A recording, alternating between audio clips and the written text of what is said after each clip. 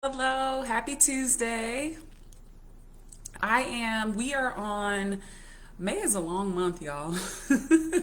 May has several Tuesdays involved. But anyway, we are on week 3 of the Maintain Your Mental Health uh, series. And so today, let's see, we've talked about movement, we talked about sleep, and today we're going to talk about nourishment, food. I just thought nourishment had, like a different energy to it. But we're talking about food, okay? We're talking about food, how to nourish your body for your mental health, how your mental health affects the way that you nourish your body. Feel free, if you're on here live, to ask me a question, chime in on this topic. It's definitely a loaded topic, and I won't get to everything today, but just wanted to highlight a few things about nourishing your mental health with the things that we consume and also the things that we don't consume. I think that is a lesser emphasized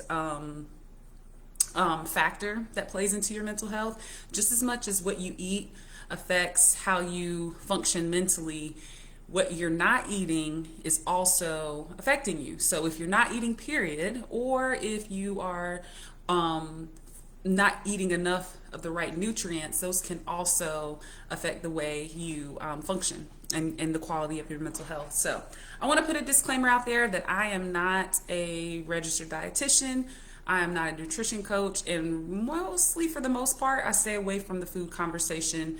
One, because I do think that there are plenty of adequate professionals in the field that don't need that don't need my help, but also because I know that from the therapist side of things, from the therapy side of things, and mental health, that it's a very nuanced conversation. So hear me when I say there is no blanket way to approach your nutrition and what works for you. You're not going to find it in an article. You're not going to find it in talking to your friend about what worked for them.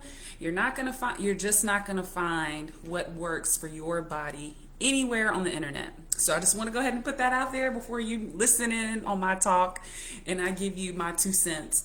But ultimately, I think the heart behind this is listening to your body and figuring out what works for your body, and not just taking someone else's plan or something else that you've heard work for someone else, or in another situation someone else's body is going to work for you. And I think that's generally, we could stop the live there. That's primarily what I want you to take away from this.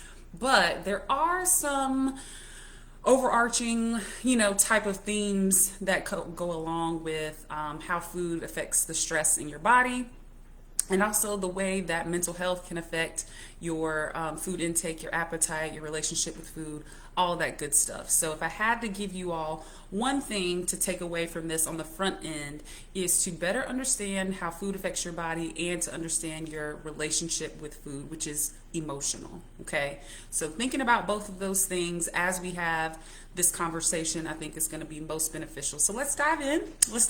All right, so I already told you guys that nourishing your body is just as much about what you are eating as it is about what you are not eating. Okay, so sometimes you'll hear me say, and I will die on this sword, I am not a fan of a lot of the diets that are restricting, excessively restricting how much you can eat, taking away certain food groups, keeping you from eating at certain times of the day and then you can eat at other times of the day, because our bodies have a natural rhythm that they work under. When we learn to listen to our body and get in tune with that, we really don't need a whole lot of guidance. Human beings have been living since the beginning of time, right? And so it's like, there's really no need for extra instructions and guidelines to follow in order to do this correctly. It's about listening to your body. Okay, so there are a few things that I want to highlight that do affect can cause stress in your body and can affect your mental health, and those would be alcohol intake. I know it's very normalized, and drinking in moderation is heavily emphasized in our culture, but just know that alcohol, in its chemistry, in its makeup, is a depressant, and it does affect the chemistry within your body. Okay, so let's think about the hangovers. Let's think about the headaches from different types of alcohol that we might drink. Let's think about your memory, how your memory can be affected. All right. So anything that's making you feel good for a moment is doing something on the back end. Okay. I know it sucks to hear that. I know we love our little vices and everything like that. But just know that anything that is, that you are inserting into your life or into your body that makes you feel exceptionally good or different, it is working with the chemistry of your body, and every action has a reaction. Okay, every up has a down. All right, and so just being mindful of that. You know, alcohol can definitely cause stress on the body. Just being mindful of it. Just as I would also mention caffeine, refined sugars, excessive fat, and excessive processed food. All right, those are the biggies. I'm sure there's more to it than that, but those in the type of culture that we live in and the types of foods that we consume, I think those are highlighting some major areas that you just want to be mindful of. Again, we all get to decide what's working for us and what's not working for us. Some of us may have a hard time letting caffeine go, and I'm not saying that you necessarily need to do that. I'm saying to know how caffeine affects your body. All right, it's not just giving you energy for a couple of hours. Every up has a down. The crash comes. How is your body working through that? How is your body getting rid of the chemicals that come along with caffeine or refined sugar or alcohol or any of the other ones? You just want to be mindful of what that looks like for you. Okay. Now, on the flip side, there are a lot of mental health conditions that are associated with food or have an impact on your food intake. And so, number one, I'll say depression can affect your appetite by either increasing it and you're eating more than you used to, or it could be decreasing it to where you have no appetite at all. Okay, so sometimes when people come in and they say, you know, my appetite is low, sometimes because of culture, we can think that that's a good thing, right? Think about someone who's depressed, who's gone through a breakup and they lose a lot of weight. It's like, oh, my breakup body is back, and oh, I've lost a lot of weight. No, sis, you're depressed. You're depressed. You've been depressed. That is the factor that we don't necessarily like to talk about, is that a lot of times when we're under a lot of stress, and so we can go into anxiety with that too, or if we're depressed, it will affect your appetite.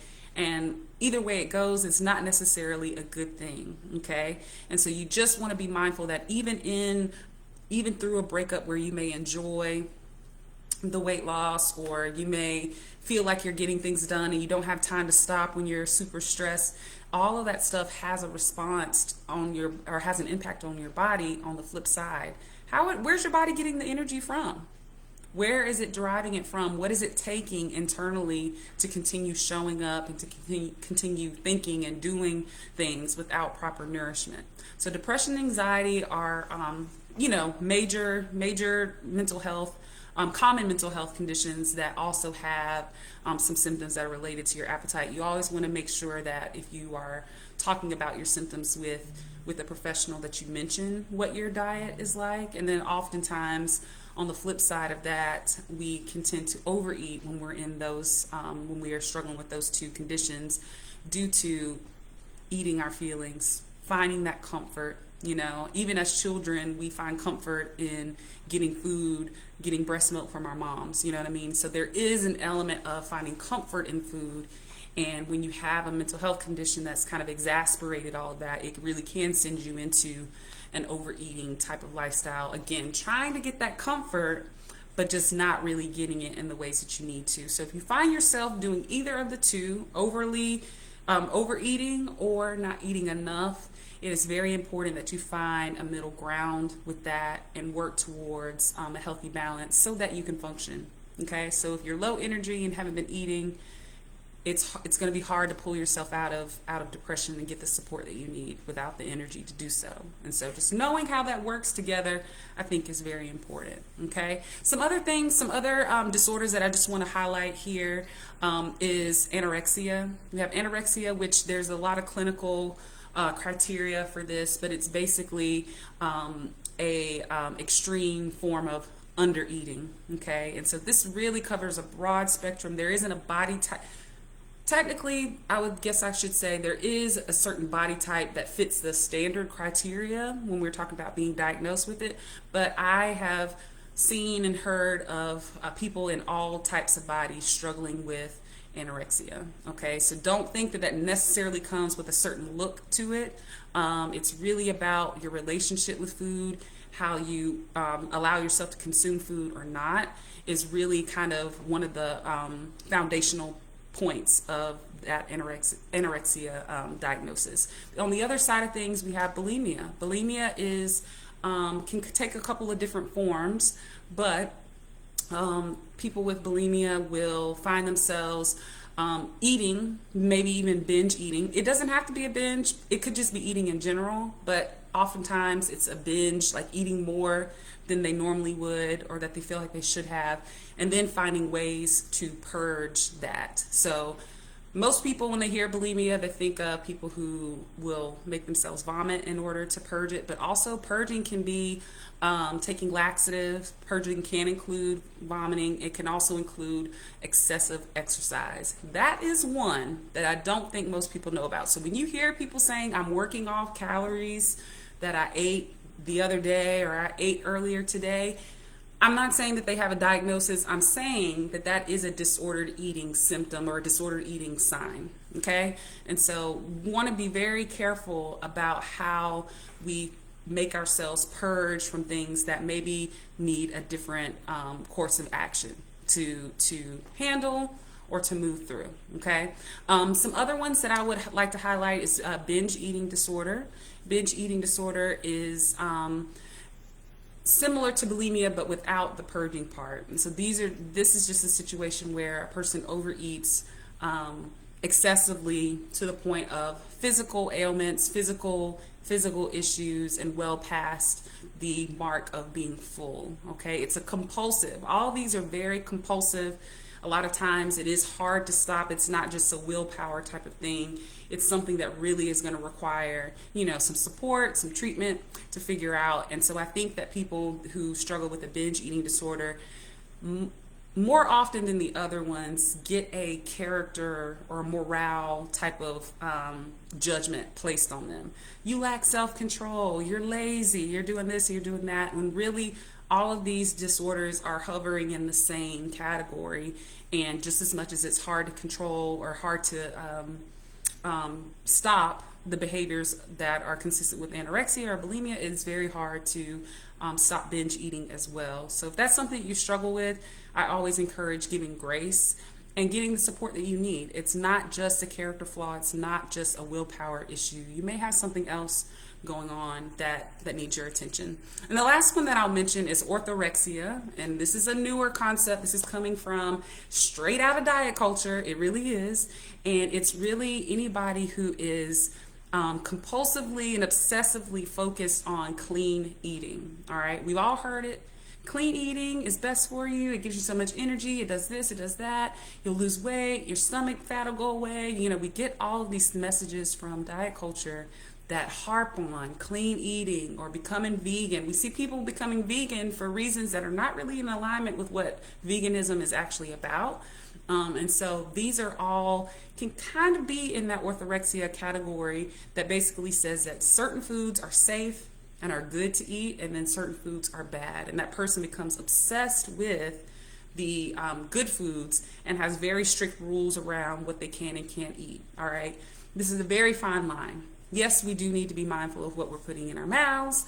Yes, there are things that will affect us in certain ways, short-term and long-term, but to become compulsive and obsessive and to lack control, like to not be able to control yourself around your decisions and feeling like you have to be on autopilot and you have to do it a certain way, is one of those indications of orthorexia, or one of the symptoms and signs of orthorexia. Okay, and so these are people who feel like they have to eat clean regardless of the inconvenience on them, on other people, their quality of life. Okay, that is one that is not as well talked about because it's very much so a facet of diet culture, and there's a lot that can be sold to us through thinking that we need to eat this way, but it's a very slippery slope. It's a very slippery slope. And the last one that I'll just honorable mention, even though it's not related to nutrition, is compulsive exercising. It's also something that has kind of been grouped up with these with these other disorders. And this is all in response to keeping your body in a certain size based off of what you ate. And so people who work out 2, 3, 4 hours a day, people who consistently hit 20, 25,000, 30,000 steps a day, trying to keep their bodies, trying to counteract the calories that they've taken in, that's definitely something that has complications that come along with it and can be very unhealthy to engage in. So I just want to give you all a rundown on, just the general scope of what this can look like. And then now I want to give you all my tips. Again, disclaimer, I'm not a nutritionist. I am not a registered dietitian. I do not subscribe. I get this question all the time. I do not subscribe to a certain type of eating plan, meal plan. I honestly don't even give meal plans to my clients. We talk about relationship with food only. And I believe that if we can learn about our relationship with food and understand how we use or don't use food, that eventually our minds and bodies will figure it out. You may need some guidance, but I think that the best expert on your what you need is your body. Your body will communicate to you if you learn to trust it. So that's where these tips are coming from in a nutshell. But I am going to give you some particulars of some things that you can do that would, just generally speaking, kind of will help you nourish your body well for your mental health. Number one, I will mention is eating a variety of nutrient-dense foods. Okay, this is across the board. This is even for the person who seemingly eats clean, but only eats salmon, sweet potato, and broccoli every day. We have a shake in the morning. We have salmon, sweet potato, and broccoli for lunch, and then we have salmon, sweet potato, and broccoli for dinner. Someone would say, wow, they eat so clean. Yes, maybe they're eating clean and they're eating healthy, but think about the nutrients that they're getting. They're only getting the nutrients that come from salmon, sweet potato, and broccoli. Salmon, sweet potato, and broccoli. What about all the other vegetables and all the other protein sources and all the other fat sources that you actually need in order to keep your body in good condition? All right. And so making sure that you eat a variety of nutrient dense foods is really going to give you the best shot at being well nourished and thinking clearly and operating smoothly within your mind and your body. All right. So take that for what it is. See how that could apply to some things that you're doing on either side of the spectrum. How can I start to incorporate more nutrient dense foods into my diet? And where can I create some variety? So we want to think color on your plate. We want to think reds and greens and oranges and some protein and some healthy fat. Like we want to think of the rainbow when we look at the plate. If you look at the plate and your plate is brown, if you look at the plate and your plate is brown, all the way brown, I'm thinking like some potatoes, some mushrooms, and some chicken. If you look at your plate and it's all green, you got an avocado, some lettuce, and some bell peppers. If you look at your plate and it's all red, whatever the case may be, you need to add some variety. There's only but so many nutrients those food groups are going to give you, and they work much better when there's a variety. Okay. Next one, drink enough water to remain hydrated. Man, this is a big one. This is a big one because there's been this message in culture and society that everybody needs to drink a gallon of water a day. Now, I'm not your doctor. I'm not a registered dietitian, but what I can say is that not everybody is going to benefit the same from a gallon of water every day. I go off of what's most realistic when I'm coaching my clients, and so I'm going to say, can you drink a gallon of water a day? When's the last time you drank a gallon of water a day? Or did it get all the way down to the bottom and it was warm and it was stuff was swirling? I always, again, no shade. I'm just being lighthearted about this. I see people with those gallon jugs and I'm like, man, I bet that last 24 ounces is rough. It's been in there all day long. You've been chugging all day long. That last 24 ounces, I don't know. Even if I am shooting for a gallon for whatever reason, I always like to do like a smaller bottle so that I can replenish with fresh water and make it enjoyable. You know what I mean? Water intake is supposed to be good for you. It's not supposed to be a task. And so a gallon of water a day is not necessarily what you should be doing. It's based on your gender. It's based on your body makeup. your body composition, your weight, your age, there's your activity level. It's based on a lot of different things. And so one key indicator that you are hydrated is that when you go to the bathroom, is your urine a light yellow, like a pastel type of yellow? If it's brown, if it's orange, if it's on that side of things, then that means that you are not as hydrated as you need to be.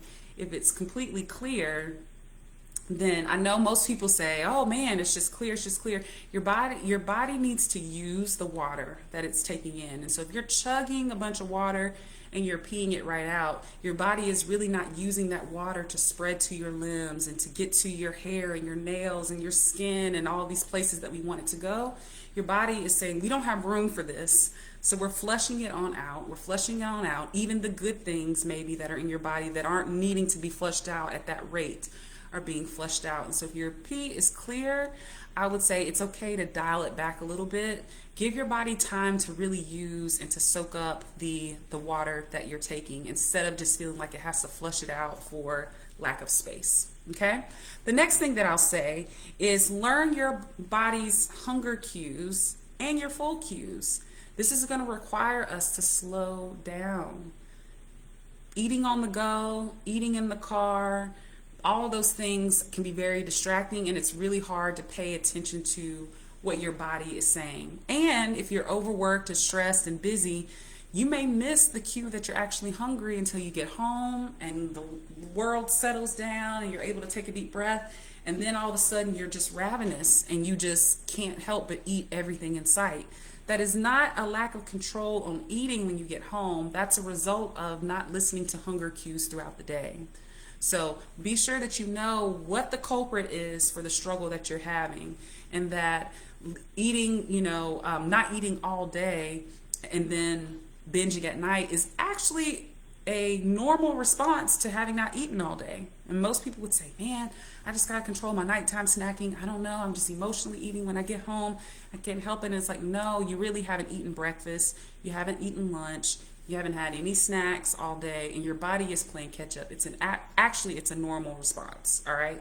So the solution to that is to pay attention to your hunger cues and honor them throughout the day, so that when you get a hunger cue at the end of the day, you can listen to it, you can hear it, and you can sense when you're getting full. It all takes practice. It really takes practice. It takes slowing down and being more intentional throughout the day.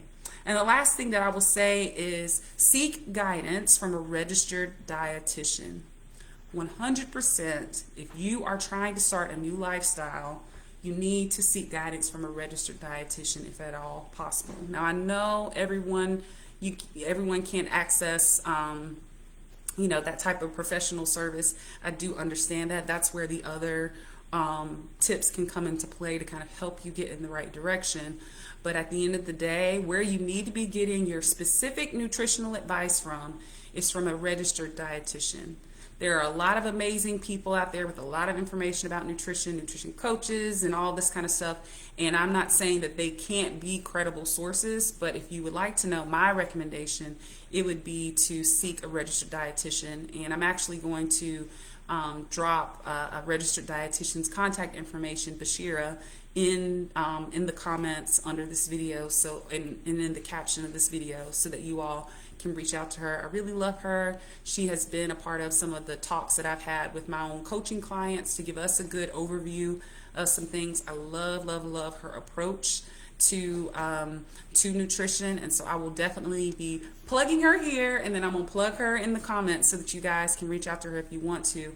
But if you're really struggling with it, there's no need to guess. Just like when you don't know what to do with your fitness and with your mental health and with other aspects of your life, you go and see a professional and let them give you the guidance. Let them take off all the other lenses that you may be looking through and look through at your situation with an objective lens, and then take the pointers from there. So find a trusted professional that can help you to make sure that you're nourishing your body in the ways that it needs. Some of the things that may come up is you may find that you have some allergies that you didn't know about, and you may find that you have some deficiencies that you didn't know about, all of which can be affecting the functioning of your mental health. Okay? So that is all I have for today. I would love any questions or comments that you guys want to drop in the comments after the fact. I'm completely open to answering some of those. I appreciate you guys chiming in with me for this mental health series. I hope it's been beneficial to you, and I will be back next week with a new topic, okay? All right, bye y'all.